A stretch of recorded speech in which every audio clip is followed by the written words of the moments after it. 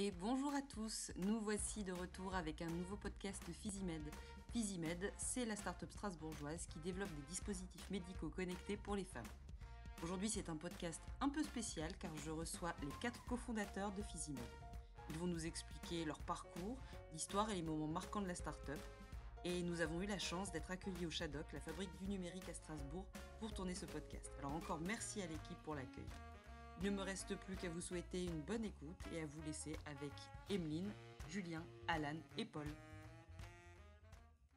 Donc l'idée c'est que vous puissiez chacun vous présenter. Donc autour de cette table, on a Emeline, Paul, Alan et Julien. Donc on va commencer peut-être par Emeline. Tu peux te présenter parce qu'après pour faire la différence entre les voix, ce sera plus simple. Donc voilà. Donc tu peux commencer. Emeline, j'ai 31 ans, on a créé Physimed il y a 3 ans. Donc je dirige la start-up. À l'origine, j'ai un parcours scientifique, je suis biologiste de formation. Puis ensuite, la R&D, ça me plaisait pas spécialement. Donc en fait, j'ai fait une école de commerce. J'ai pu accompagner ensuite des start-up dans le domaine de la santé pendant 4 ans. Et j'ai tellement appris et j'ai compris plein de choses qu'à un moment donné, on s'est dit, go, c'est notre tour, on y va. Donc Paul, moi je suis kinésithérapeute spécialiste du périnée. Je suis directeur santé chez Physimed et je suis en charge de l'essai clinique que nous menons actuellement aux hôpitaux universitaires de Strasbourg et en charge des relations avec les professionnels de santé et avec les mutuelles. Okay. Alan, 29 ans, le plus jeune de l'équipe. Je suis responsable de toute la partie informatique, CTO, pour un peu le wording startup. Et je suis responsable chez Physimed maintenant de toute la partie informatique, du développement des outils internes, surtout de l'application mobile, on va souvent venir en parler, et aussi du site web e-commerce, puisqu'on vend des produits. Et donc moi j'ai une formation plus d'ingénieur en informatique, j'ai on va dire 4, maintenant même plus de 4 ans d'expérience dans le développement de projets informatiques et aussi un peu la chefferie de projet. Moi c'est Julien, 30 ans, un enfant merveilleux. Donc je suis CPO chez Physimed, donc ingénieur mécatronique. J'ai une expérience où j'ai travaillé un peu plus de 4 ans dans des développements de dispositifs médicaux sur des projets vraiment intéressants, sur le développement de systèmes cellules souches cardiaques ou de la robotique médicale. J'en passe quelques-uns. Et donc chez Physimed, je m'occupe du développement du produit, de son industrialisation, en gros de faire en sorte qu'on puisse vendre des produits et que tout se passe bien. Est-ce qu'au préalable, vous pouvez peut-être Emeline, tu peux expliquer c'est quoi Physimed? Parce que nous on connaît forcément, il y a beaucoup de gens qui connaissent, mais pour ceux qui vont écouter ce podcast, c'est quoi en quelques mots Physimed? Alors Physimed, en quelques mots, c'est une start-up strasbourgeoise créée il y a 2 ans et demi, donc en mai 2017, qui développe des dispositifs médicaux pour la santé de la femme.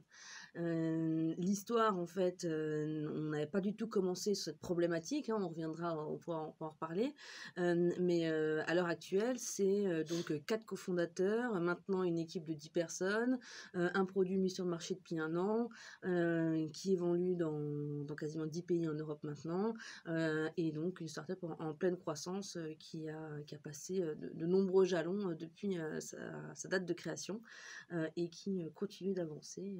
Donc Physimed, en effet, c'est cette start-up strasbourgeoise spécialisée dans la santé féminine, mais en fait avant Physimed, avant tout ça, il y a eu vous deux, Emeline et Julien, vous connaissez quand même depuis longtemps. Est-ce que vous pouvez raconter un peu tout ça? Parce que je pense que c'est intéressant aussi de comprendre que vous n'êtes pas 4 entités qui vous êtes rencontrées au sein du...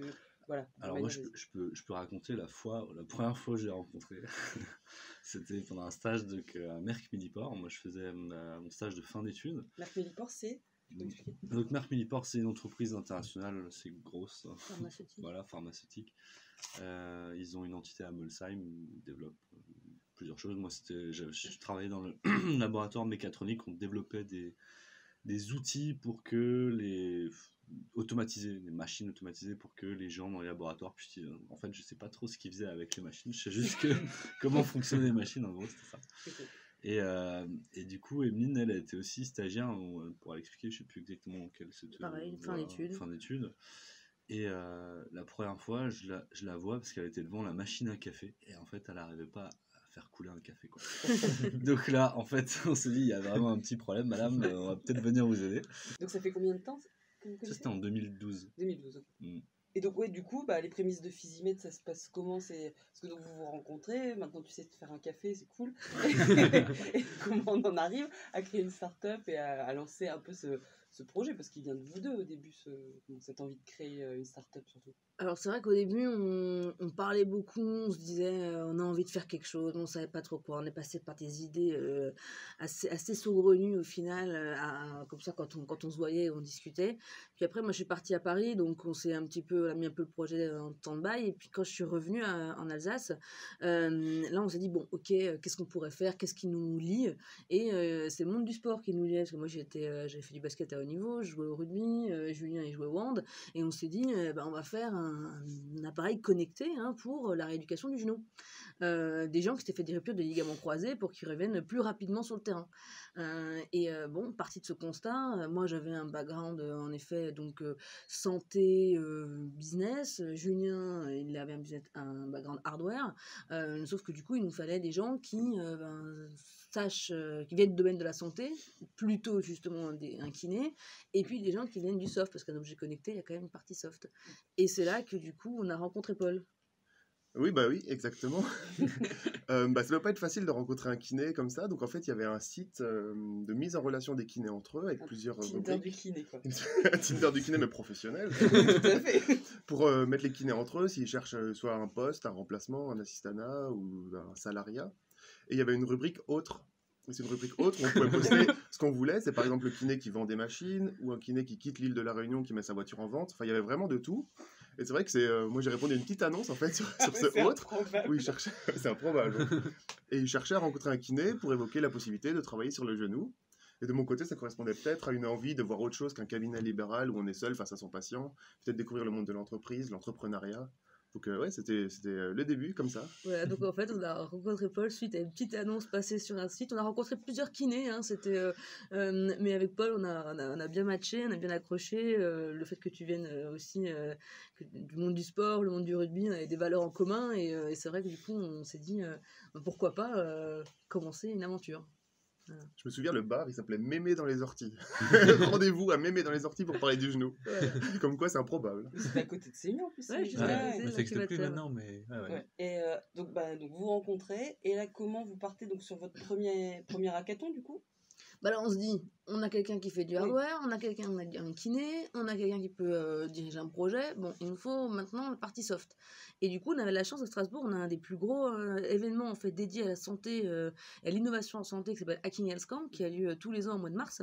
Et du coup, c'est un hackathon qui est dédié au projet de santé. Donc nous voilà partis avec ce projet de rééducation du genou à pitcher le vendredi soir pour essayer de constituer une équipe.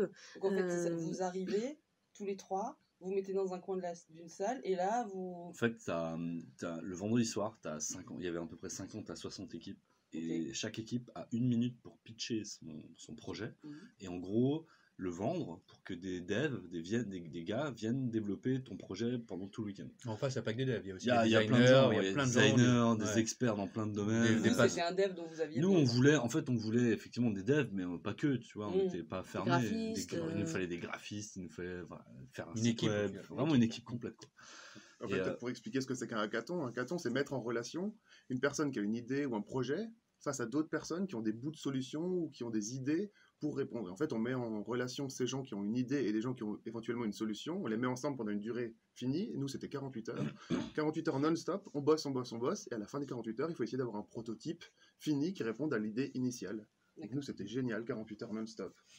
Et à la fin, c'est quoi le prix du hackathon? C'est quoi? C'est juste un prix symbolique? Il y a plusieurs prix, en fait. Un jury. Il y a tout un ensemble de prix avec des sponsors. Et même des prix où il n'y a pas de forcément... Enfin, c'est juste un petit diplôme, quoi, voilà. Donc là, vous arrivez à constituer une équipe de combien à ce moment-là? Alors en fait, l'avantage, c'est dans ce Hacking Health, le premier, on avait quand même, il y a un board qui te décrit les projets. Il y avait beaucoup de projets soft, en fait, tu vois. Et nous, on s'est dit, pour sortir notre petite aiguille de la botte, là, on va essayer de faire, en fait, on a fait un proto, mais complètement fake. D'électronique avec des bouts d'aluminium, avec une carte électronique, ça marchait pas, c'était pas viable, mais au moins on avait quelque chose de physique à montrer devant les gens pour attirer des gens qui viennent développer sur notre projet. Et ça, je pense que ça nous a un peu aidé. À un moment, on a mis quand même Emeline sur les épaules d'un mec qui se trimballait sur la salle pour choper des gens. Alan, je l'ai pris par les poches, je dis viens avec moi, il y a des mathématiques. Il dit c'est trop bien, je viens. Voilà, enfin un peu, c'était. Voilà. Ouais. Donc c'est vrai que c'est comme ça que moi j'ai rencontré donc Paul, Émile et Julien au hackathon. Donc moi c'était mon deuxième hackathon c'était même la deuxième édition du hackathon. Et c'était vraiment assez marrant parce que moi je cherchais vraiment une équipe avec un projet concret, donc là il y a vraiment un outil, vraiment quelque chose de matériel, et je voulais retomber un peu dans les mathématiques. J'avoue, j'ai une petite passion un peu folle comme ça. J'ai fait une petite prépa maths et ça me manquait un petit peu de ne pas retomber là-dedans dans la théorie. Quaternion, tout ça, voilà. ça te manquait. Voilà. Et donc c'est vrai que là j'ai découvert Julien, j'ai dit moi je cherche un peu de maths, mais j'ai pas l'impression qu'il y en a trop. Et il me dit si t'inquiète bien, il y a du MATLAB et tout. Voilà, il m'a bien vendu le truc, ça m'a convaincu, et l'équipe avait l'air quand même bien sympathique. Bien arnaqué. Et ouais. Non, au final, non, j'ai été même plus que servi sur les mathématiques parce que là, je me suis retrouvé sur un truc au final, ça me dépassait limite, hein, sur les quaternions, un espace hyper complexe. Alors, je te passe le truc là, mais je remercie Jérémy Allard, là, qui était un ex-chercheur de l'INRIA qui nous a bien aidé sur la compréhension de ça, parce qu'en gros, l'idée c'était de récupérer un angle dans un espace 3D. Bon, voilà, c'était un truc, je pensais pas que c'était aussi compliqué. Et donc c'était très intéressant, et c'est comme ça que ça a bien fité entre nous, une belle équipe, et je crois que c'est là déjà, on savait déjà qu'on voulait faire un truc ensemble, je pense. Ouais. On était au final à peu près 10-13 dans l'équipe. Ouais, on était 13. Ouais. C'est une équipe de 13. Ce qui s'est passé, c'est qu'à la fin du week-end, on a pitché. Et puis, eh bien, on a gagné 3 prix. Donc, on a été finalement les chances d'être les plus primés du hackathon. Et on nous a dit, franchement, il faut continuer. Qu'est-ce que vous allez faire maintenant, quoi. Et puis, c'est là qu'on s'est dit qui a envie de continuer. Alan voulait continuer avec nous. Mathias aussi, c'était un dev de l'époque. Et du coup, le petit groupe s'est formé autour de ce projet. Et on nous a dit, bon, maintenant, c'est bien gentil, mais il faut aller tester votre idée sur le terrain, quoi. Une start-up, surtout une idée, ça se teste vraiment pour trouver et voir si ça correspond aux besoins du marché. Et c'est là qu'on est allé voir plein de kinés, en fait, du réseau de Paul, et qui nous ont parlé d'une problématique complètement différente, pour que... ils nous ont dit, en fait, les genoux, c'est bien, mais on a une autre problématique majeure, c'est la rééducation du périnée. Il y a 3 millions de femmes incontinentes en France. Si vous pouviez développer un produit qui répond à cette problématique et qui soit complémentaire à notre prise en charge pour qu'ils puissent faire leur rééducation à domicile, ce serait bien. Bon, je vous avoue qu'au début, on s'est un peu regardé en disant, qu'est-ce que c'est que cette idée? Parce que vous, le périnée, à la base... C'est quoi? C'est quoi? Tout à fait. À quoi ça sert? Ah oui. On avait fait... Bon, toi, Paul, tu devais être un peu plus au fait. Mais... nous, le périnée, on a des cours assez complets d'anatomie, mais à ce moment-là, j'étais pas formé, j'avais des connaissances générales sur le périnée. Parce que, ouais, toi, il faut le rappeler aussi, t'es pas kiné spécialiste de la rééducation du périnée. À l'origine, non. Ouais, voilà. À l'origine, j'étais kiné du sport, c'est pour ça que j'avais été contacté pour le genou. Donc on était en plein dans mon projet. On a été voir mon réseau de kiné du sport. On va faire du périnée. Et là, le marché nous sort le périnée. Donc moi, j'avais une connaissance de ce que c'était, sans plus. Les autres pas trop. Et on a même fait on avait été sur le campus faire un micro-trottoir pour interviewer les étudiants et leur dire, voilà, on parle du périnée, on va se renseigner là-dessus, qu'est-ce que vous en connaissez? Et on a des réponses improbables qui sont sorties. Il y en a qui nous ont dit le périnée, c'est une chaîne de montagne du sud de la France. Il y en a qui nous ont dit le périnée, c'est un os de la jambe. Il y en a qui nous ont dit le périnée, c'est pas une assoce étudiante. Donc là, on s'est dit quand même, il y avait effectivement une vraie méconnaissance du sujet en France, certainement un tabou en plus. Et donc là, comment... en effet, donc là, vous arrivez sur le périnée, vous y connaissez rien. Enfin, voilà, donc vous apprenez tout from scratch, vous faites... accompagné par d'autres kinés, enfin, comment ça se passe à ce moment-là? En fait, là, on se dit, bon, déjà, on nous parle de ça. Allons sur le terrain, allons interroger des femmes. Parce que qu'est-ce que c'est que cette histoire? Donc là, moi, j'interroge des femmes d'âge différents et je me rends compte de l'ampleur de la problématique. Des femmes que je connais ni David Adam qui me disent, non, mais vous vous rendez pas compte, j'ai une descente d'organes, j'ai dû me faire opérer, ce serait tellement bien d'avoir ce produit. C'est complètement tabou, sauf qu'en fait, il y a une femme sur 10 qui souffre de fuite urinaire. Ça devrait pas être comme ça. Les couches, les ténas, les serviettes et autres, c'est pas une solution. Il y a des solutions vraiment, c'est pas physiologique que d'avoir des problèmes de fuite urinaire. Et du coup, on parle avec plein de professionnels de santé qui nous disent en effet qu'il y a des solutions et qu'on peut faire quelque chose. Et là, on se dit, bon, ok, on pèse le pour et le contre. On fait un peu des cases, hein, plus, moins, entre le genou et le périnée. Et puis finalement, c'est vous, hein, davantage, hein, qui regardez le tableau, et de façon assez pragmatique, il y avait le marché était plus important, c'était plus facile de le faire, il y avait une vraie problématique autour du périnée, et on a dit, faut y aller, quoi. Bon, bah du coup, on a changé. Et du coup, là, on a pivoté et on a commencé à développer des protos hein, de sondes. Hein. Ouais, je sais pas, ça a duré peut-être 6, 8, 9 mois des protos. Hein. On a testé différentes technologies. Alors au début, on savait pas trop. Déjà, il fallait comprendre l'anatomie, l'anatomie de la femme. Cet endroit-là, faut que ça tienne, faut qu'on puisse capter, mesurer. Donc on a testé des technologies, des formes. On était accompagné de designers qui nous sortaient des formes qui étaient super belles mais qui tenaient pas. Mais bon, finalement, on a convergé à quelque chose. Et d'ailleurs, merci aux femmes qui nous ont aidés, hein, parce que c'était des soirées comme ça, après le boulot, où en fait, on leur donnait un prototype, à dire, allez, tu vas dans la salle de bain, tu reviens, tu contractes, nous étions devant l'ordinateur, ça marche pas, ok, c'est bon. Ouais, un gros merci. Un grand merci, ouais. parce que c'est Un genre, grand merci à toutes mes copines. elles ont donné de leur corps. Ah ouais, Et du coup, voilà, au final, on arrive à arriver sur une forme et une technologie de capteur qui était voilà, ce que j'attendais en termes de sensibilité, de précision, etc. Et puis voilà, là, ça match à peu près avec la période où on a fait le grand saut. On a fait quelques concours. Ouais, un petit peu avant, ouais. Voilà. Alain se rappelait bien, je crois, on est allé à Paris une fois pour un concours national sur les objets connectés. Là, Mais c'est vrai que là, la notion de temps, c'est peut-être ça peut passer vite, Ouais. mais là, il y a au moins déjà 1 an qu'on travaillait sur ce changement, on a pivoté, et donc là, tous les soirs, on se voyait, tous les soirs, je veux dire, quelques soirs, on se mettait des petits jalons, des contraintes, hein, c'était vraiment un travail d'équipe, on Ouais, était parce quand même que plusieurs. ce qu'il faut rappeler aussi, parce que c'est que vous travaillez dans vos entreprises respectives, toi Paul dans ton cabinet, vous dans votre job, et le soir vous rebossez, enfin le week-end, C'est ça. pendant les temps off entre guillemets, entre midi et 2. Enfin, faut l'expliquer aussi ça, le rythme qu'il a fallu tenir, je pense, pendant plusieurs mois, quoi. Plusieurs mois, ouais, même au moins 2 ans, 2-3 ans, je dirais. Hein. Parce qu'on avait d'abord le projet du genou et après le projet Oui. du périnée. Et donc, ouais, le temps de tester le marché, de voir les premiers prototypes. Et donc, ouais, donc c'était des réunions d'équipe. On se donnait des contraintes, on essayait d'avancer avec. On était une équipe de 8, là, je pense, quand même à continuer à l'époque. Et donc on se faisait des rendez-vous dans les bars, on buvait un petit verre et on essayait d'avancer comme ça, hein, et ça avançait bien. Et donc des fois, il y avait des jalons comme un concours qui tombait. Et pour nous, c'était vraiment à chaque fois refaire nos preuves, quoi. On avait fait déjà bien nos preuves avec le Hacking Health Camp avec 3 prix. On voulait réitérer, montrer que c'était pas que de la chance. Mais ouais, on a fait le concours à Avnet à Paris, où on avait dû prendre aussi un jour de congé, je pense, pour aller la veille, parce qu'on avait dormi sur place. Et Ouais, c'est ça. Hein. Ouais. Je me souviens qu'on est parti de Paris, c'était un dimanche en fait, je crois. on est dans la nuit. On est rentré dans la nuit, le lendemain matin, je suis retravaillé à 7h45, un truc comme ça. On est parti de Paris à 20h, un truc comme ça.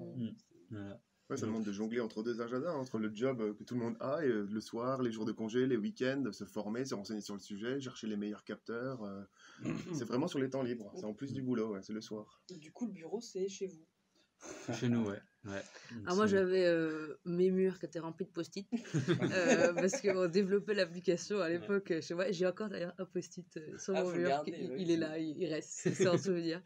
Et chez Julien aussi, il y avait tout le labo. Moi, j'avais une pièce dans mon appart qui était en fait un laboratoire avec les imprimantes 3D, avec toute la zone où je faisais la conception mécanique, là, le 3D, les protos, l'électronique, les fers à souder, tout ça. Donc, ce concours à Avnet, ouais. Faire un peu de pub d'ailleurs. Hein. Ouais. D'ailleurs, Nicolas, Cyril, pour les gifts, hein, on est toujours présent. Hein. Petit clin d'œil. Ouais. Ce concours, ouais, je pense que c'est aussi une ligne qu'on a bien franchie. Je pense qu'on a ça a tous marqué ce concours parce que c'était un gros événement. C'était, il y avait plusieurs startups, plusieurs idées qui étaient aussi pitchées, et on avait tous nous un peu préparé, nos parties. Et moi, j'étais un petit peu en retard, j'avoue, sur la partie fonctionnalité de l'application mobile. Et je dis, c'est bon, je finis ce soir. Ils sont allés se coucher, et le matin, ils se réveillent, ils me disent, Alan, ça va, t'as bien bossé? Je dis, bah ouais, j'ai pas dormi. Au final, j'ai réussi à terminer en 2-3 heures, mais après, j'ai eu encore plein de nouvelles idées. Alors, j'ai poussé encore plus loin l'idée, et après, le lendemain, on a pitché. Donc, dans ce concours, c'était le concours Avnet, là, Connecting the World. Il y avait à peu près 50 projets liés à un objet connecté. Tu vois. Donc, il y avait, par exemple, des trucs tu mets ton téléphone dans une veste, tu vois, dans la poche de la veste, et ça recharge ton téléphone. Tu vois. T'avais des sacs à main de femmes connectés, t'avais vraiment de tout, tu vois. Des piscines, des oreillers, des trucs audio. C'était vaste, quoi. Ouais, c'était vraiment hyper. Nous, on arrivait là-dedans, c'était quand même un concours national. on s'est dit waouh, on vient de Strasbourg, nous, on était comme ça, un petit peu tout gentillet. On s'est dit bon, bah ok, on le fait pour. Bon, on a tout donné, mais on pensait pas quand même au début arriver à la fin. Au C'était final, toutes des boîtes constituées en plus, ouais, en quasiment. plus, Hein. il y en avait, Quasiment, il y en avait, ça faisait 2 ans qu'elles étaient à temps plein sur le projet, tu vois. Nous, Ouais. on était encore dans nos tafs chacun respectifs, quoi. Mmh. Donc, du coup, on s'est dit, ouais, mais on n'a pas le niveau, en fait, c'est pas possible et tout. En plus, En on fait, arrive dans un. Excuse-moi, je te coupe, mais on arrive Ouais, dans un milieu en plus très masculin. En plus, donc l'IT, le hardware, c'était très hardware. Donc, beaucoup d'hommes. Et même le jury constitué que d'hommes. Donc, on s'est dit, là, on part peut-être avec une épine dans le pied en plus pour essayer de parler de cette problématique taboue et qui concerne vraiment que les femmes. concours, c'était en une journée, il y avait, je crois, 2 phases, hein. Tu devais pitcher 2 fois. Ouais, c'est ça. Premier pitch, bon, elle le fait le matin, ça se passe bien, sélectionné pour l'après-midi, pour les finales, c'est ça? Mhm. Finale, il y avait combien de personnes? On était 5, je crois. 5, et là, de nouveau un pitch, tu vois, et Donc déjà le premier pitch, ouais, déjà la révélation d'être dans les finalistes. ouais, c'est déjà là, quelque tu te chose, dis, quoi. bah, oh, c'est embêtant, tu vas devoir rentrer tard ce soir. Allô, Jai. Je crois qu'on va devoir décaler. Et puis donc on se retrouve là et tout. Et puis donc là, moi j'avoue, moi c'est Eline qui pitchait, mais même moi j'avais du stress à ce moment-là. Tu sais, je me suis Bah, dit, j'imagine. putain, on est dans les derniers et tout. Parce qu'il y a concours combien de national et personnes, enfin, je sais pas, c'est... tout. Le prix c'était quand même 80 000 € de prestation. Tu vois. Donc, pour nous, c'était le début du projet, quoi. Enfin, c'est ce qui pouvait nous faire nos protos électroniques, le bureau des pays, le bureau d'études. Enfin, c'était vraiment beaucoup de choses. Tu vois. C'était énorme pour nous. C'est sûr qu'on n'avait pas envie de casser notre PEL, tu vois. Donc voilà. Et je me souviens quand même le dernier pitch, tu vois. Pour savoir si on était. Enfin, le dernier pitch, quoi. Donc il passe, c'est tout, les gens. Puis d'un coup, c'était à nous, tu vois. Et moi, d'un coup, Emeline, elle disparaît. Mais là, du coup, dans la salle, t'as Ah à peu près oui. combien de personnes? Non, mais il y a une centaine de personnes, Ouais, 150 ouais. personnes, tu vois. Et là, j'étais Pas des avec milliers. Emeline, tu vois, et d'un coup, elle disparaît. Je dis, c'est quoi ce délire? Là, on passe, quoi. Elle a paniqué, elle est partie. Elle est partie, quoi. Et là, je dis, qu'est-ce que c'est? Du coup, les gens, ils venaient me voir, ils me disent, mais elle est où, Emeline, ça, elle et tout. Je dis, je sais pas où elle est, tu vois. Et puis, en fait, d'un coup, elle revient, un peu essoufflée. À peine. Puis je dis, mais t'es Théo et tout, quoi, qu'est-ce Ah qu'il y oui, a? c'est Mais vrai. c'est à toi. Ah ouais, je suis parti faire des accélérations dans les escaliers. Je dis, quoi, c'est quoi ça? Et puis hop, elle part, elle rentre sur scène, elle fait son pitch. Ouais, en fait, c'est vrai. Un passif de haut niveau. Peut-être que ça demande une petite explication, Émilie. C'est vrai que avant chaque moment un petit peu critique comme ça, où tu dois pitcher pendant 2 minutes, faut être concentré, faut pas se louper. En fait, c'est vrai que je m'isole et je vais courir, je saute, je fais des espèces d'exercices de mobilisation Mise en du corps, condition. en fait, une mise en condition. En fait, ça vient du milieu du sport. Hein. Moi, j'ai toujours fait ça avant de rentrer sur le terrain. Par exemple, au rugby, souvent, on se claque les épaules, en fait, pour se donner de la motivation et de l'énergie et de la concentration et pour rentrer dans le truc. Et voilà. Et donc, du coup, c'est vrai que je fais ça et en général, je le suis par quelques respirations de yoga un peu particulières. Et au moins, j'arrive, je suis là, je suis dans le moment, je suis dans l'instant, il faut tout donner et voilà. Du coup, Donc, elle, bim, 80 000 €, quoi. Et du coup, Ouais. voilà, oui, ça veut dire. Mais ça vaut le coup. Ah ouais, c'est ça va pas être mal. cool. Ouais, ouais. Moi, je dis pas qu'il faut faire des nuits blanches pour travailler, mais je pense que des fois ça vaut le coup. Ouais. Et oui, donc c'était ça aussi la question, c'était donc j'ai l'impression qu'en effet ce prix ça a été vraiment un déclencheur sur la suite. Et à quel moment on décide de sauter le pas, on quitte son job, on dit bah voilà, maintenant on va monter notre entreprise à 4, ça va être super sympa, et on dit bah au revoir à ses anciens collègues et puis on devient entre guillemets son propre patron, quoi. Comment ça se passe? Je crois que l'élément déclencheur, ça a été donc ce concours à 80 000 € et on a gagné un autre concours qui était un concours de 10 000 €. Maintenant, quand on y pense, on se dit, mais comment, grâce à 10 000 € nous a fait changer de vie. Vraiment, c'était, on l'a eu, je me rappelle encore avec Julien, on s'est dit, si on l'a, on quitte. Et on l'a eu. Et là, on dit, ok, d'accord. on est obligé. C'était quoi ça? C'était un concours de l'incubateur SEMIA, Ok. l'incubateur d'Alsace, donc à Strasbourg. Et on a eu, et alors là, on s'est dit, en fait, il y a des gens qui croient en le projet, il y a des gens qui croient en nous, la problématique est validée, il y a un marché, enfin, je veux dire, maintenant, soit on le fait maintenant, soit on le fera jamais, quoi. Et donc, du coup, là, en fait, on se retrouve limite un peu coincé. Parce que jusqu'à maintenant, c'était un jeu, c'était sympa, on buvait des bières, voilà. Mais là, on se dit, en fait, qu'est-ce qu'on fait, quoi? Et du coup, on a réfléchi entre nous, on a regardé un petit peu qui avait envie de poursuivre l'aventure et vraiment le faire. Et puis, ça s'est cristallisé de manière un peu facile, assez naturel au final à nous quatre, parce qu'il y avait également Pierre et Camille à l'époque qui étaient des graphistes qui ont travaillé sur l'application. Mais eux avaient plus vocation finalement à continuer à travailler en tant que freelance, avec pas vocation à créer la société. Et puis du coup on s'est dit ok on y va quoi, mais il fallait en parler à nos employeurs, fallait quitter. Et le problème, c'est que ça avait du sens de créer Physimed qu'à nous quatre, parce qu'il y avait vraiment une complémentarité. Donc en fait, moi, j'ai été la première à rompre mon contrat, sachant que derrière, Julien, ça ne suivait pas. Et là, j'ai flippé. Moi, j'ai eu un petit peu l'entreprise dans laquelle j'étais a essayé de me la jouer un petit peu à l'envers, en fait. J'ai un peu galéré à sortir de manière à créer une entreprise, c'est-à-dire en nous aidant, afin d'obtenir Pôle emploi. Donc en rupture conventionnelle, donc on m'a fait un peu marcher, on m'a fait un peu croire des choses, et puis à un moment, je me suis dit stop, on arrête de jouer. Je suis allé voir le DRH, je lui ai parlé pendant 20 minutes, je lui ai dit je lui ai fait comprendre qu'il fallait vraiment qu'il me laisse partir. En gros, c'est à peu près ça. Et j'avais la réponse une demi-heure après. Oui. Après l'entretien, je suis revenu dans mon bureau, j'ai reçu un mail, c'est bon, c'est validé. J'ai dit ok, allez, ciao. Donc là, cette zone de latence où toi ça a duré un mois, je pense. Alors moi, j'ai plus de job. J'ai dit que j'allais créer une boîte, mais en fait, j'ai peut-être pas l'associé. Dans l'univers des startups. Et dans l'univers des Ta startups. crédibilité, elle est en Je jeu. connaissais tout le monde. Franchement, c'était tous les jours, je disais à Julien, on en est où? Voilà. C'était pas forcément évident. Mais bon, finalement, voilà. C'est bien fini. C'était compliqué un petit peu. Ouais. C'est vrai que c'est quand même un engagement là, de sauter le pas là. Et donc moi j'étais dans une jeune start-up aussi en pleine croissance, où j'étais là depuis le début, donc ça me tenait aussi à cœur. J'avais aussi participé un peu à la création de cette start-up. Et c'est vrai que ça m'a fait un peu de mal de me dire là faut que je les quitte. C'était un petit pincement au cœur, mais bon voilà, c'était Physimed, ça faisait ce qu'il faut s'imaginer, que ça faisait déjà plus de 2 ans qu'on travaillait quand même sur le temps libre là-dessus, donc c'est quand même une chose qui était en nous quoi. C'est un projet qui nous tenait vraiment beaucoup à cœur, et l'abandonner comme ça je pouvais plus quoi. Et c'est vrai qu'il faut comprendre pourquoi on avait besoin de ces ruptures conventionnelles, parce qu'on savait déjà que même là avec les 2 ans de travail où on faisait le temps libre, on savait qu'on avait encore au moins pour au moins un an et demi avant au final que le produit se vende et qu'on puisse dégager au final du chiffre d'affaires. Donc on savait qu'on n'avait pas beaucoup d'argent, et donc en gros on comptait sur l'aide de Pôle emploi avec le système de création d'entreprise pour pouvoir sauter le pas quoi. Et donc c'est vrai qu'on a tous eu la chance de bénéficier de ça. Donc ça c'est cool, on va dire sponsorisé par Pôle emploi. et voilà, donc et après toutes ces femmes, comme tu l'as dit, là, qui nous attendaient, on avait déjà parlé du projet, on avait souvent des retours, alors ça en est où, on ne pouvait plus les décevoir. Donc, voilà. On a commencé le 1er avril 2017, monsieur. On est arrivé chez Semia. Ouais. C'est ça. Et toi, du coup, Paul, toi, tu continues à jongler entre ton cabinet et la start-up. Alors, en tant que profession libérale, c'est vrai qu'on ne peut pas bénéficier du chômage.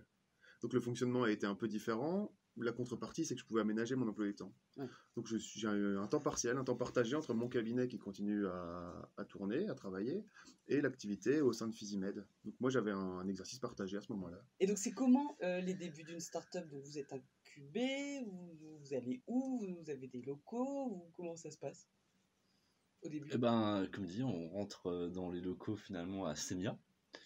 Donc on avait gagné avec via Semia là, un accompagnement et aussi des locaux dans un espace de coworking.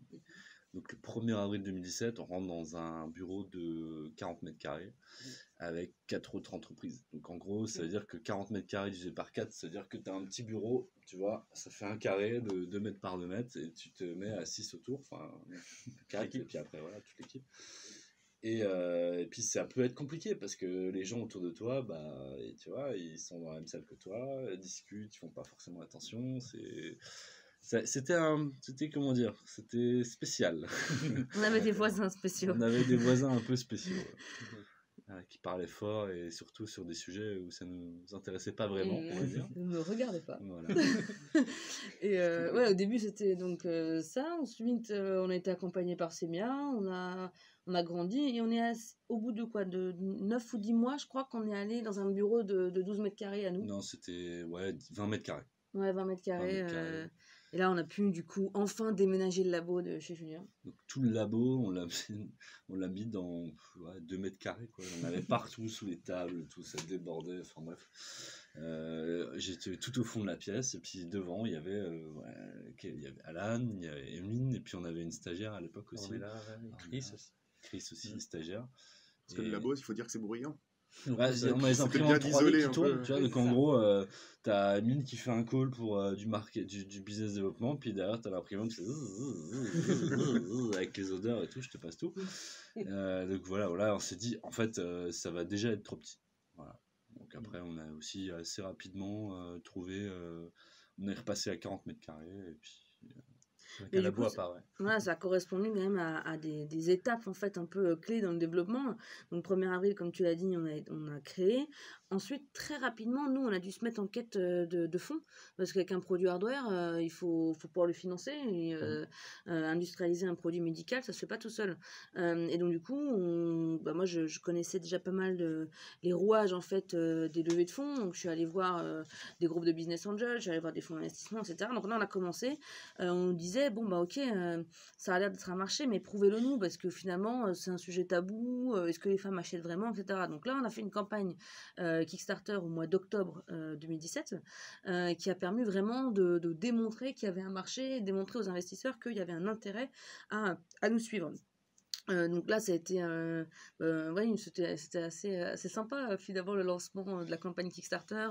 On a eu la chance d'être hyper soutenu par plein de gens de l'écosystème qui sont venus, et c'était déjà une belle réussite. Donc en octobre, on fait cette campagne, on valide du coup le marché, on arrive à convaincre les investisseurs, et en janvier 2018, on lève du coup notre première levée de fonds, donc 600 000 euros. On était en parallèle au CES de Las Vegas pour comprendre aussi l'intérêt des objets connectés dans notre marché, voir un petit peu se confronter à d'autres sociétés, d'autres boîtes et d'autres idées. Et puis ensuite, on avait donc enfin l'argent et la crédibilité pour pouvoir lancer le produit et l'industrialiser. Donc en gros, entre janvier 2018 et octobre 2018, on a travaillé sur l'industrialisation du produit avec des partenaires qu'on a identifiés et avec qui on travaille toujours d'ailleurs. C'est vraiment des gens... Pour certains. Pour certains. Il y en a certains d'ailleurs, un partenaire fort sur l'électronique qui nous a fait confiance en fait, parce qu'au départ on peut se dire bon bah ok, c'est une petite start-up, c'est quatre bonhommes qui ont envie de lancer ça, est-ce que j'y vais ou pas. Et vraiment on a eu la chance d'avoir, je crois, des gens qui ont cru en nous, qui nous ont soutenus, et qui on continue à travailler maintenant, et on est vraiment contents, quoi. T'es passé rapidement là sur le CES, parce que ce qui est marrant, c'est que quand on vous entend parler, vous parlez du CES. Bon, il y a eu le CES, c'est un truc de fou quand même d'être allé au CES aussi vite avec le proto. Enfin, vous pouvez peut-être revenir un peu là-dessus, justement, l'aventure CES. Le proto, en fait, on avait prévu, normalement, il devait marcher. Pour aller au CES, on aurait dû faire des démos là-bas. Et en fait, bon, bref, il y a vraiment des problèmes avec la partie bureau d'études électroniques. Et la veille, on prenait le bus pour nous emmener à l'aéroport à 4h du mat. On prenait le bus à 4h du mat. Et le soir, avant, à 20h, on était encore en train d'essayer de faire marcher le proto, à flasher la carte électronique avec des firmware, faire des modifs, etc. J'ai pas encore dormi la nuit. Et Alan n'a pas dormi, mais tu dors. Non, mais comme on partait à 4h, je me dis, je dormirai dans l'avion. Voilà. Finalement, il a bien géré, mais bon, on y reviendra plus tard, peut-être. Et moi, j'étais persuadée que du coup, ça marchait. Et je me rappelle encore d'un chambre d'hôtel à Las Vegas, j'ai dit, mais les mecs, ça marche pas. Donc on était à Las Vegas avec un proto qui marchait pas. On s'est dit, il devait marcher. Donc là, putain, c'est pas possible et tout. C'est vraiment chiant, quoi. Tu vas là-bas, tu peux pas faire de démo, bref. Donc on avait trouvé en fait une petite parade dans le discours en disant, voilà, c'est pas des démos, enfin, il n'y a pas de démo. Bref, sécurité, pas le temps, trop de monde. Vous comprenez, on est surbooké, il y a trop de demandes. Voilà, pipeau, hein. Bon, mine de rien, avec tout ça, il y a quand même la BBC, c'est ça qui Non, Ouais, Si, si, à c'est ça. BBC. En fait, à un moment BBC donné, News, on ouais. se rend compte sur notre site qu'on a des pics de visites sur le site anglais, on comprend pas quoi. Et en fait, juste après, on comprend qu'on a été en fait cité par la BBC comme one of the coolest startups to see at CES. Et donc du coup, en fait, il y avait plein de gens qui étaient venus sur notre site. Et ouais, donc on a eu des retombées médias assez importantes. En fait, pour nous, ça a été, c'est vrai qu'une réussite. Comme je l'ai dit tout à l'heure, on était au CES, comme ça, je suis passée un peu vite dessus, mais c'était un stade de développement de la boîte où c'était hyper important pour nous en fait que d'acquérir la crédibilité aussi des personnes autour de nous. On est parti avec l'écosystème de la région Grand Est. On levait des fonds à ce moment-là. Enfin voilà, ça, on peut dire beaucoup de choses sur le CES. On peut avoir des avis vraiment assez critiques que je partage d'ailleurs sur l'intérêt parfois d'aller au CES. Voilà, mais je pense qu'en fait à chaque stade d'avancée d'une boîte, il y a un intérêt particulier si on l'exploite bien.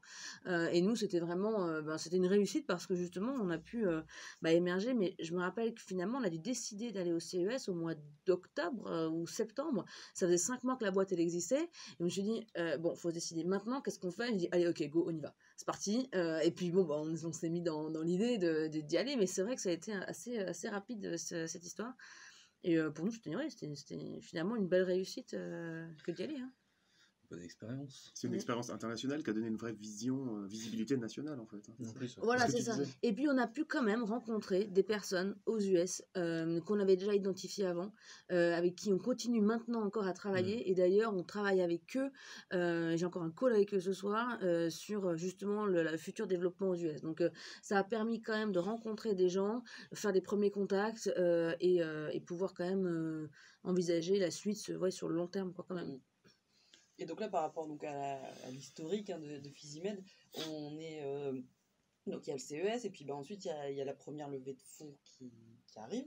Ça représente quoi pour vous, cette levée de fonds? Bon, déjà sur le fond, et puis sur la finalité du jour où ça arrive. Et puis on en parle dans les médias, et puis tout le monde est content. C'est comment? C'est le moment où tu te dis, on continue quoi. Allez. C'est parti là, on va industrialiser les moules parce que le but c'était de payer les moules, les outils industriels pour fabriquer les pièces plastique glaçons, les pièces en silicone. Et tout ça, ça coûte un fric monstre. Hein. Lancer une prod en électronique, c'est plus de 100 000 €. Donc, on n'avait pas cet argent, il fallait lever de fonds, on l'a eu, c'est parti. Quoi. On peut commencer à produire, à faire notre. En gros, ça te donne ton premier batch et tu te dis, c'est parti, on va pouvoir le vendre. Quoi. Donc, c'était très intéressant. Je l'ai vu comme une vraie confirmation en fait, parce que essayer de convaincre nos familles, nos amis, c'est pas vraiment dur. Mais on a réussi à convaincre des investisseurs, ils y croient tellement qu'ils mettent leur argent dessus, donc ça a vraiment confirmé l'idée du truc.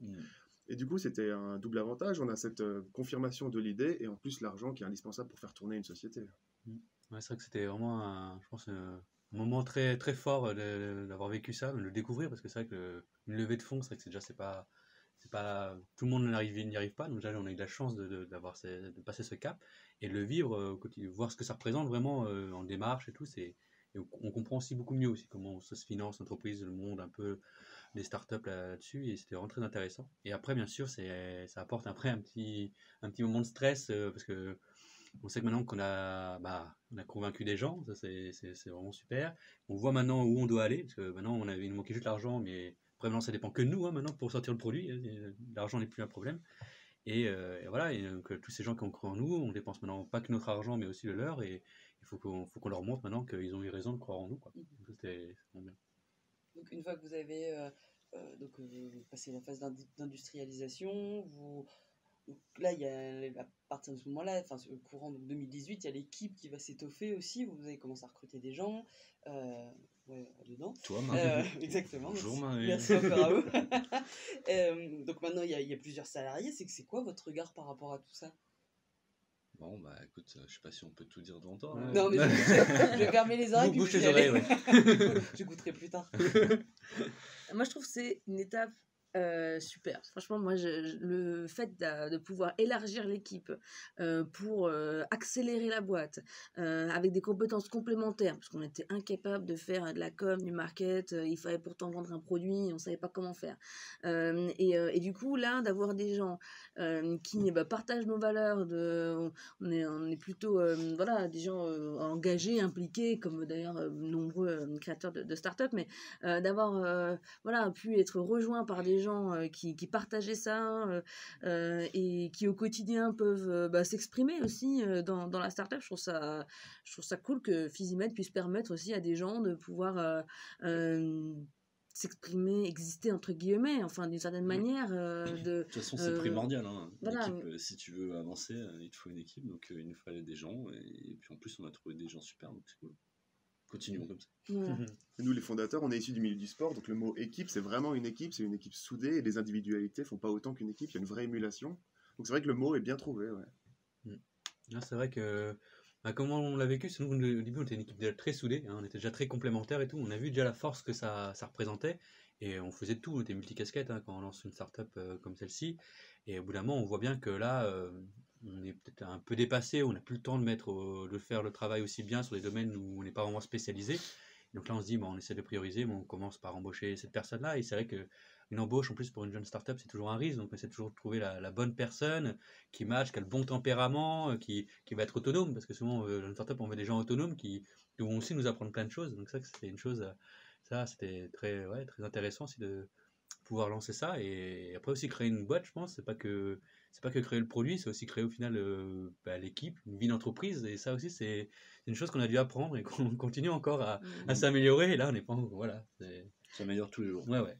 Et c'est pas facile en effet, t'as jamais vraiment recruté, tu sais pas exactement quelle typologie de personne en termes de personnalité, ça a fité avec tout le monde, etc. Et je me rappelle encore de Marion, Marion qui avait fait un stage en fait chez nous, et à la fin on lui dit... Marion, il faut peut-être expliquer aussi son parcours, parce qu'elle a un parcours particulier. Oui, c'est vrai que Marion a un parcours particulier. Marion, elle a un PhD en neurosciences. Et en fait, ensuite, après sa thèse, elle a fait une école de commerce et une année dédiée à l'innovation, en fait, à l'ingénierie de projets innovants. Et en fait, on avait fait un micro-projet avec elle, c'est-à-dire que pendant ses études, elle avait travaillé un petit peu sur Physimed, comme ça, et elle cherchait un stage. Et donc, du coup, elle a dit, moi, j'aimerais bien venir en stage chez vous. Et c'était un stage on avait besoin un peu de marketing, de communication, enfin il fallait s'occuper de cette partie-là. Et nous, on s'est pas senti assez... je dirais les épaules assez larges pour pouvoir la former. Moi je me suis dit, on peut pas embaucher quelqu'un ou donner un stage à quelqu'un qui va, in fine, peut-être que dans 6 mois elle aura pas assez appris et peut-être qu'elle sera meilleure, etc. Et je lui ai dit franchement, en toute honnêteté, moi j'aimerais vraiment bien t'avoir dans l'équipe, mais j'ai peur que ce soit pas un pari gagnant pour toi, parce que tu vas ressortir dans 6 mois et je sais pas ce que elle a dit ok, voilà. Et 2 jours plus tard elle nous envoie un mail, bon ok, j'ai réfléchi, en fait moi ce que je pourrais faire c'est ça et ça, je me vois bien faire ça avec vous, et là moi j'ai kiffé, je me suis dit ok, Marion. Voilà, Marion. Je me suis dit, peu importe où est-ce qu'on ira, enfin, il y a plein de trucs à faire dans notre boîte, donc c'est un profil comme ça qu'il nous faut. Et c'est exactement ça. Tous ceux qui nous ont rejoints, c'est des couteaux suisses, c'est des gens qui ont envie, c'est des gens qui sortent de leur zone de confort, qui ont envie de faire. Donc voilà, ça c'était top pour nous, quoi. Et par rapport à tout ça, donc il y a cette équipe qui se constitue, et puis on voit, donc moi ça fait 1 an que je suis chez Physimed, on a vraiment vu, en tout cas moi depuis septembre 2018 du coup, une évolution aussi dans la, dans la compréhension de la problématique qui est liée au produit. Donc les choses changeaient, le regard des utilisatrices, le regard même des gens de manière générale. Tu me racontais l'année dernière, tu étais à la foire, c'était un peu compliqué de présenter le produit et ainsi de suite. Cette année, on y était avant-hier. La foire européenne. À la foire européenne de Strasbourg, tout à fait. La merci. foire. C'est bizarre. bizarre. C'est là. Tu vas tirer sur les cochons.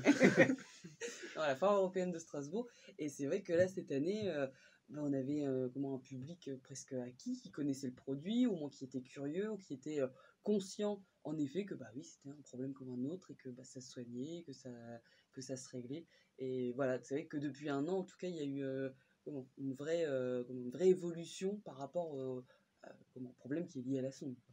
On voit que les tabous commencent vraiment à se lever, il y a de plus en plus d'initiatives qui se lancent dans ce sens, sur ce domaine-là. Ouais. Ouais, moi je sens qu'il y a une espèce d'interrupteur qui se passe en fait. Il y a un an, on essayait rien de dire, notre produit est génial, etc. Achetez-le. Et là maintenant, en fait, ça commence un petit peu à s'inverser. Le bouche à oreille fait beaucoup son travail. On a quasiment 90% des femmes qui disent qu'au bout de 3 semaines, en fait, elles ont plus de nuit, qu'elles sentent largement l'amélioration de leur qualité de vie, etc. Et donc du coup, en fait, la crédibilité autour du produit commence à se faire. Et la notoriété également. Donc ça, vraiment, on nous demande de plus en plus le produit, les influenceuses nous le demandent, les distributeurs viennent nous voir. Enfin voilà. Donc ouais, si on voit vraiment le chemin parcouru, il y a un an, on vendait pas. Enfin, on commençait à peine et là maintenant, voilà, c'est le jour et la nuit quoi. Et c'est aussi ça qui est cool quoi. Il y a un gros travail de com qui est fait de notre côté parce que quand on regarde la télé, en fait, il n'y a que des pubs pour des protections, des couches en fait qui ne soignent pas. Mais on met des couches et on la jette, on en met une autre.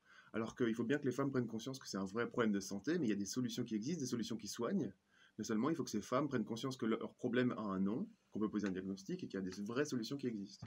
Ouais, on se bat un peu hein, contre tout ça, là, ces protections, couches et autres. Il n'y a pas de raison que les femmes ne trouvent pas une solution.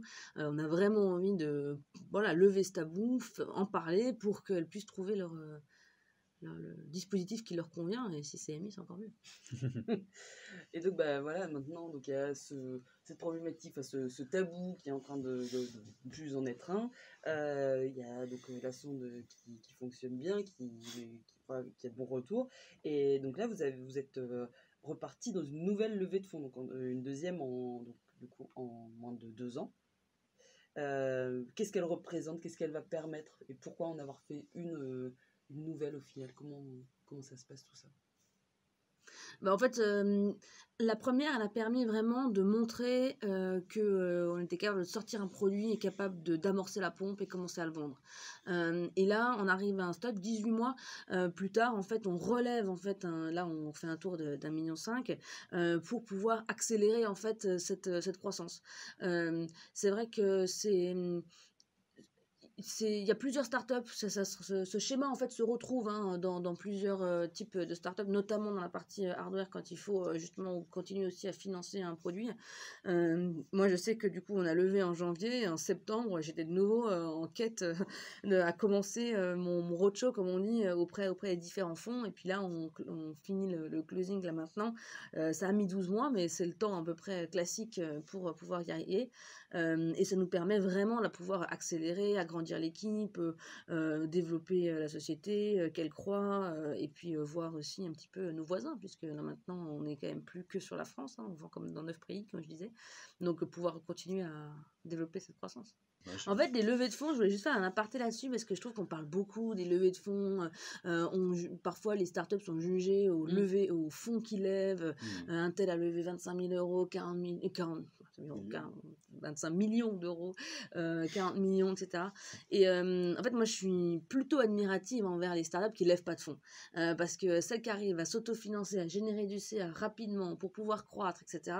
Voilà, pour moi, je trouve que c'est pas le Graal, en fait, de lever des fonds. Nous, on est obligé parce que de par la nature en fait de notre produit, il a bien fallu financer, comme disait Julien, des moules et autres. Mais il y a certaines startups qui se développent très bien avec souvent du coup plus des solutions soft qui passent un petit peu en dessous des radars des médias qui parfois se focalisent sur des levées de fonds de dingue, alors qu'elles se développent de façon hyper impressionnante aussi avec d'autres moyens en fait. Il y a d'autres moyens de se financer aussi que en donnant une partie de son capital, quoi. Ok.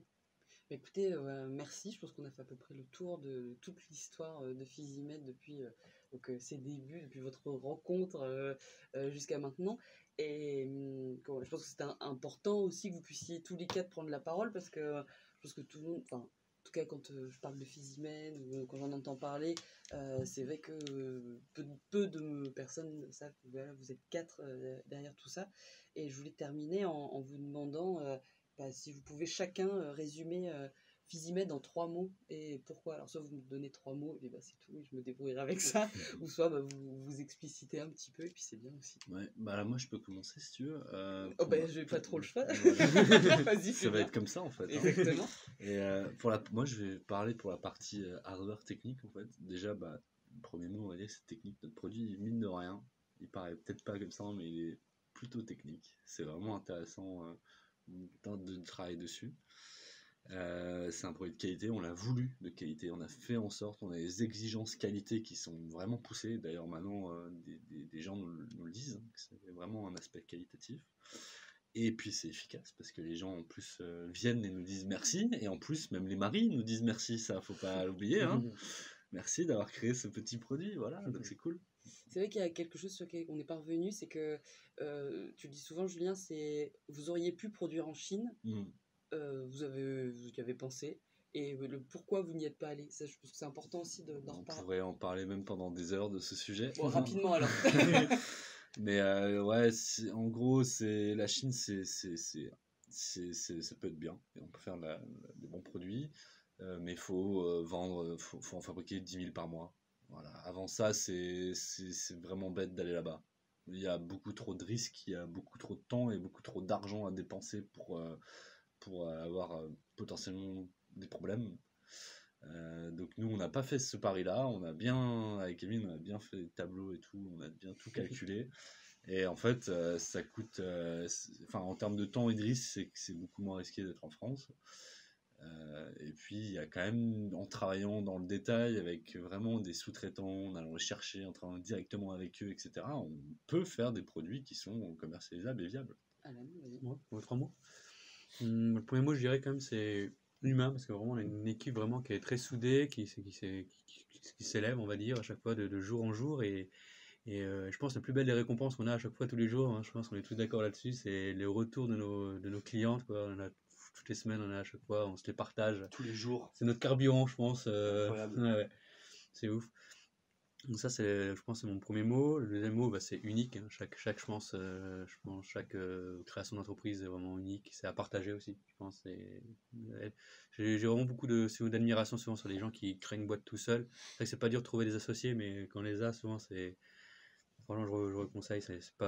C'est bien d'être à plusieurs pour tenir un bateau comme celui-ci. Merci Alan, on a bientôt pleuré. Excuse-moi. Ok, on va revenir sur un truc un peu plus technique alors. Mais non, mais reste sur l'émotion. Non, je sais pas. Allez-y, je cherche mon dernier mot, j'ai pas encore mon dernier mot là. Allez-y. Moi j'ai dynamisme, travail et enthousiasme. Bam. Allez, c'est fait, merci Paul. Suivant, parce qu'on est vraiment une équipe... 52 s'il vous plaît. Non, mais chacun y trouve ce qu'il veut, mais on est vraiment une équipe dynamique. Mais mine de rien, on entend une bonne ambiance, on est très soudés, mais il y a vraiment du travail. Chacun travaille dur tous les jours. Et l'enthousiasme, c'est vraiment enthousiasmant de créer une start-up, de voir un produit, de voir les retours des patientes et des clientes, comme disait Alan. Donc, Alors moi, Alan m'a piqué mon... on a dit que tu veux, t'as pas le droit de dire. C'est ça que C'est pour ça que j'ai terminé par toi. Il en a donné que 2, il s'est laissé un joker. Donc, non, au-delà de l'aspect humain, non, je pense un des mots, moi, c'est énergie. Je trouve qu'il y a une énergie dingue tous les jours avec l'équipe, avec ce qu'on vit. Voilà, on est toujours sur plein de fronts en même temps. Deuxième mot serait peut-être stress, parce que stress ou montagne russe, ou je sais pas trop comment le décrire, c'est que c'est tous les jours, on peut être au top le matin, le soir on a une mauvaise nouvelle, mais en même temps le lendemain c'est de nouveau bien. Et d'ailleurs on a appris à le tempérer, à se gérer. Ouais. Au début, c'est beaucoup plus linéaire. voilà, au début c'était complètement dingue, quoi. On était dans le positif et dans le négatif, voilà, c'était dur vraiment à vivre. Maintenant, même quand on a un problème, on se dit bon, allez, on va trouver la solution. Et à l'inverse, du coup, quand on a un super truc trop bien, on dit ouais, bah c'est cool, ok, tu continues. Donc voilà, donc faut qu'on recélèbre avant aussi, parce qu'on va faire plus d'apéro. On célébrait beaucoup plus avant, finalement. Et troisième mot, je dirais, c'est kiff au final, c'est vivre à 10 000%. Moi, je suis super heureuse et chanceuse au final de travailler, d'avoir ce métier, au final, de travailler avec des gens que j'apprécie, avec des gens avec qui on partage les choses. Donc voilà, donc vraiment, vivre à 10 000% cette aventure, ça me rend heureux. Voilà. Alors, mon dernier mot, je dirais là, professionnalisme. Je sais pas, une sorte d'exigence quand même professionnelle, même sur une start-up. On est quand même, ce qu'on réalise, je pense, que même vu de l'extérieur, on le voit très bien, mais on est très dans la qualité, même peut-être la surqualité des fois, avec Julien, on se bagarre là-dessus, mais ou même par rapport à toi, Marie, la com, on a toujours des énormes retours comme quoi le travail, il est parfait, on est un peu, j'ai l'impression aussi, un exemple de start-up à suivre, ça nous fait déjà très chaud au cœur, on n'avait pas vraiment cette vocation-là, mais quand on voit qu'on fait la une du magazine et tout, j'ai l'impression qu'au final, on est très magazines. Bientôt. Non, j'ai pas envie de miser quand même, c'est quand même une, hein. Voilà.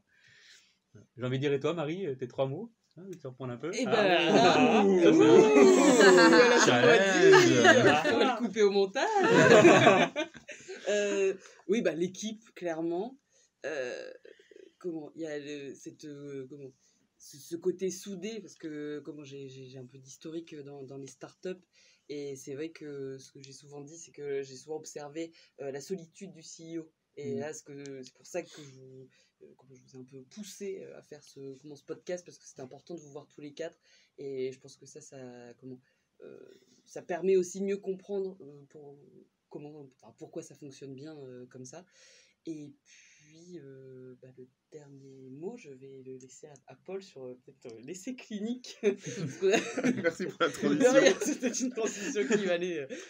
Bah oui, donc comme on l'a dit, on essaie de faire un produit qui est vraiment scientifique, clinique, médical. Ça a été développé avec de nombreux professionnels de santé, qu'ils soient gynécologues, urologues, kinés ou sages-femmes.